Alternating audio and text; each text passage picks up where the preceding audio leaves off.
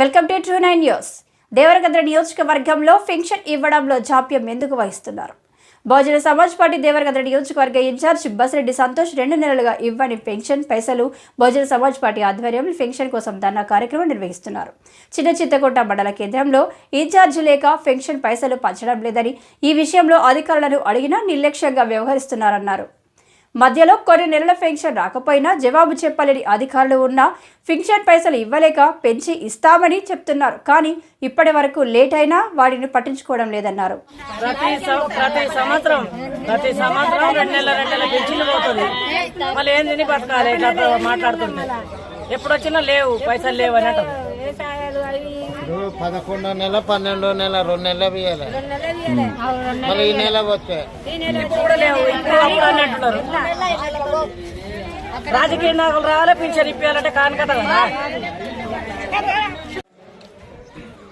దేవరకద్ర నియోజకవర్గంలోని చిన్న చింతకుంట మండల కేంద్రంలో దాదాపుగా 1000 నుంచి 1200 మంది పెన్షన్లు ఉన్నప్పటికీ పరిస్థితిలో ఈరోజు మరి నవంబర్ నెల కావచ్చు, మరి డిసెంబర్ నెల పూర్తి కావచ్చు, మరి డిసెంబర్ నెలలో కూడా పూర్తి స్థాయిలో పెన్షన్లు ఇవ్వకుండా ఈరోజు కేవలం ఇక్కడ ఇన్ఛార్జ్ లేడనే ఒక నెపంతో ఈరోజు ఇక్కడ ఉన్న అధికారులు కూడా వాళ్ళందరికీ పెన్షన్లు ఇవ్వకుండా దాదాపు 1000 మందిని ఇబ్బంది పెడతా ఉన్నారు.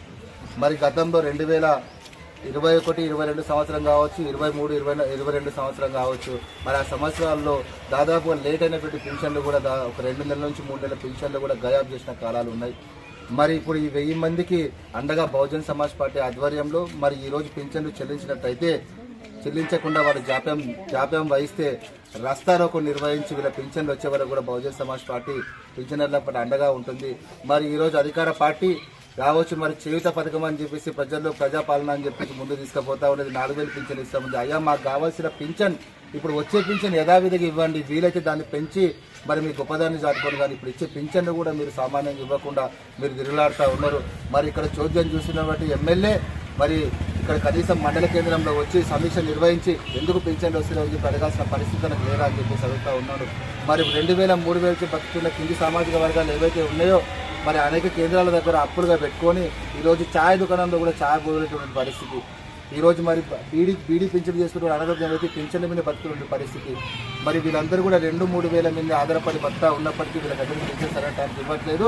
మరి ఇప్పుడు అందరం ఎక్కిన పార్టీలు కూడా ప్రజల పింఛనర్ల మీదనే ఆధారపడి ప్రభుత్వాలు గద్దెనెక్కినాయి. కానీ మరి ప్రభుత్వాలకు పింఛన్లు ఇవ్వాల్సిన పరిస్థితి మరి వాళ్ళు పట్టించుకోవట్లేదని చెప్పేసి కూడా నేను కోరుతా ఉన్నాను. వెంటనే బహుజన సమాజ్ పార్టీ డిమాండ్ చేస్తూ ఉంది, వీళ్ళకి ఈరోజు పింఛన్ కేటాయించాలని చెప్పేసి మేము కోరుతా ఉన్నాం. లేని పక్షంలో ధర్నా కార్యక్రమం నిర్వహిస్తామని చెప్పి తెలియజేస్తా ఉన్నాం. జై బీఎస్పీ, జై భారత్.